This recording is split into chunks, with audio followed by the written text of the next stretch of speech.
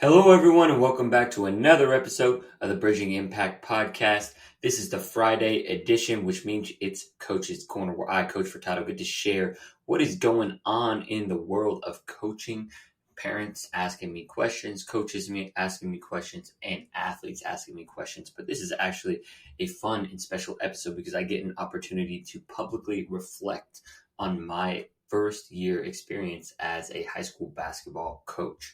And I think it's a really cool opportunity for me to try to articulate, but I really hope that when you're listening, it's not just my experience. I always try and take away little tangible nuggets that can be taken from my life into yours, and whether it's just the way I'm looking at something or it's like the actual lesson in itself, I really hope that you can take that away. So let's dive right in.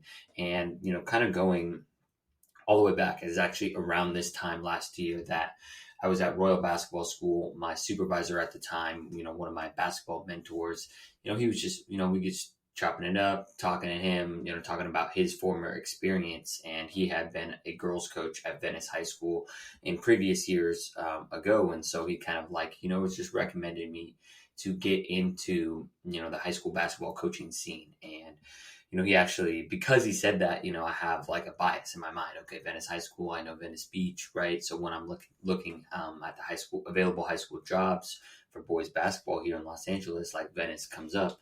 So I reach out to the head coach, right? And at the time when I reached out to him, they were in like a state playoff run. So like we were trying to like meet and connect about the following season, but they just kept winning and winning and winning. And so we didn't really end up connecting until after the season. But it's a really cool full circle moment to come back. It's early March. We just lost our state playoff game on Tuesday, which is of course disappointing. But to come that I was last year at this point, I was applying to be a high school coach, and now at this point, right, I'm finishing my first year as a high school basketball coach, which is it's kind of how timing goes. And I want to touch on that because I remember writing a newsletter, and so those of you who have been following me since about early November, mid-November, I put out a newsletter about, I walked into like a high school basketball gym. It was one of the more elites, like called a showcase, quote unquote, and we were playing like some really high quality teams. And I just walk in and there's dunking, and, I'm just like, oh my goodness, right? Like I've been just coaching like, youth basketball, and for the most part, like 4 to 9 year olds, with the exception of, a few 10 to 14 year olds for the past year. Like, am I going to be able to coach them? Right. I am out of my comfort zone. And over time, like I just started to, build that belief that I am able to coach them. And now I really do feel confident as a coach, and I will get there here in a minute. But I want to talk about some of the two biggest things that I think I would do differently and that I learned from my first year as a coach. And the number one is, I've had so many wonderful guests on here on the podcast and Bridging Impact podcast, right? If you haven't listened to the interview section of the show, I definitely go recommend. There's so many great minds. That's where I learned so much from. I wanted to take quite a bit from what they were doing. I had been interviewing people for about 6 to 8 months before I started coaching at the high school level, and I wanted to try and implement, different things I had been learning from them, and other things I've been learning from podcasts and readings. And one of the things that I think I really try to do, that was way different than coaches, is just like always be asking players, what they want, always kind of be serving. And I do think that is important and an important part of basketball. But I definitely think at the high school level, right, I can only speak as a high school basketball reflection, boys basketball reflection as well.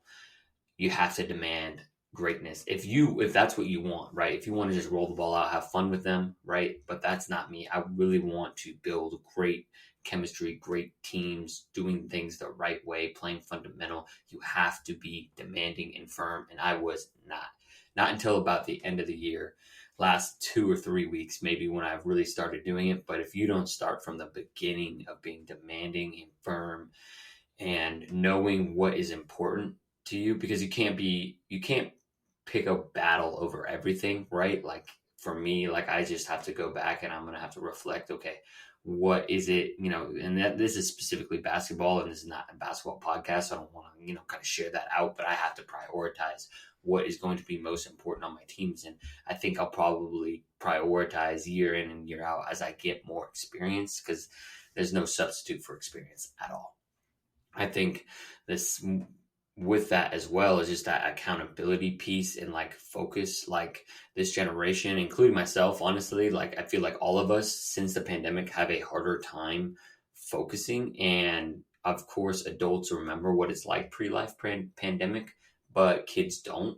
And so they're so glued to technology that their attention span really is like less than 7 seconds. So you got to make quick teaching points. You have to be firm and demanding. You have to make things quick, but you still have to demand that focus, because you have to stretch. Just because that's where they're at now doesn't mean that you can't stretch their attention span. And that's like one of the beauties of sport, I feel like, is when people are fully in the zone, fully locked in, it does help expand that attention span away from the phone, ability to connect with their teammates. And so that leads me into my second point of what I wish I did better is and this is the first thing I learned from coaching, and it's still something I want to get better at, is I believe I should have demonstrated what what high character looks like, why giving it high fives is important, like what things look like, right? The how, and probably providing a little more context to the why. Because I think one of my biggest challenges, honestly,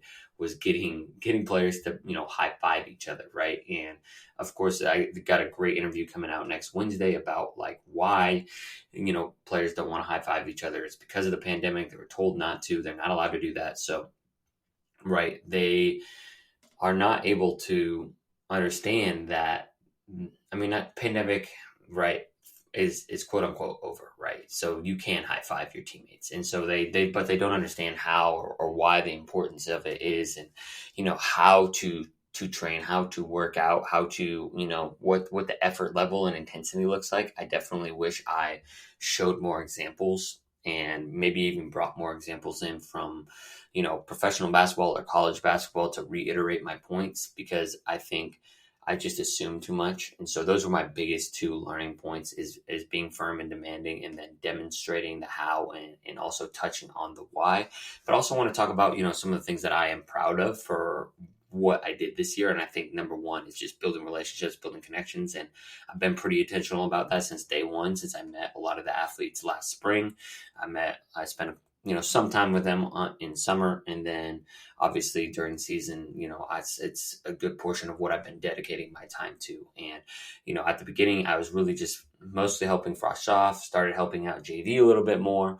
And then towards the end, right, I wrote it out with varsity through playoffs, and was starting to build, relationships with those players. And it's really like, that's why I coach, right? And that's why a majority of coaches like to have those relationships and to make that impact. And I just wanted to be so intentional about it. And, I think one of those things is, especially as someone who is building, bridging impact basketball, basketball camps, clinics, trainings, like as we go along, it's really that the relationships we build with our players are so, so important. And it's something that I know that all coaches want to do, but I feel like some coaches don't know how to do it, and don't know how to do it with this generation. And so that's something that I want to continue to build on, right? Continue to learn, continue to get to know my athletes better, because at the end of the day, right, it's basketball. It's not the most serious thing in the world. And hopefully it's a vehicle to move them, if they're, fortunate enough, talented enough to play at the college level, right, to get them, some scholarships, some help